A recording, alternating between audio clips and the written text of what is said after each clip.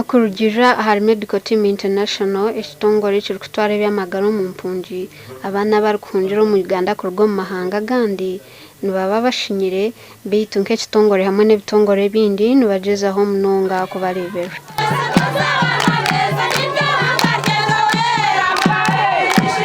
Therefore, the theme of this year 2023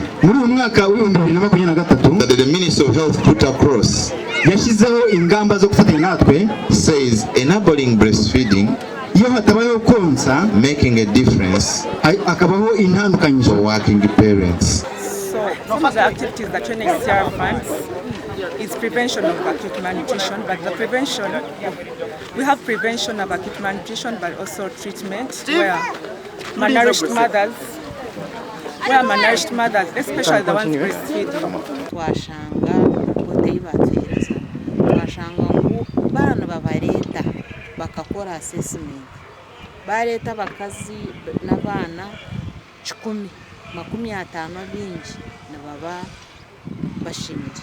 Abakazi b'empunja barikonse n'abayonkezeho batugambire kiri kugiraho abana babo kushinya. Ibiryo ni bikeya nabyo kugira ngo ubone ubanza kugenda kubikorera kugira ngo ubone ibyo uri bwawe ubona n'ibyo uri bwariye kugira wa mwana bibone.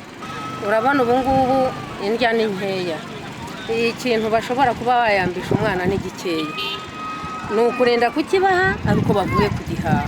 Abahati nibagira ngo kuri nibongerwa ebyo kuriye bineshirisa hamwe n'itaka ryo kuhingaho ebyo kuriye biri kubasa kubamara abana babo babasa kurekeraho kushinya rero kushinya kwaho mu mpunji bakabongerera kuri za soya kongera kuminyini utuntu nk'utwo two guhereza abana kugira ngo ubuzima bwiza bwiyongere bakabibayambamo kuko nabonaga baba bafite hano bari bwagiye kubikora kugira babone umwana imirire myiza.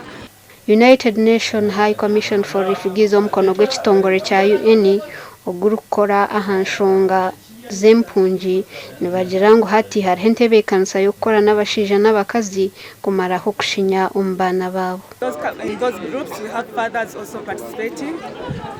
We have fathers who act as VHTs and also supporting the mother support groups. So it's a holistic kind of activity that we do.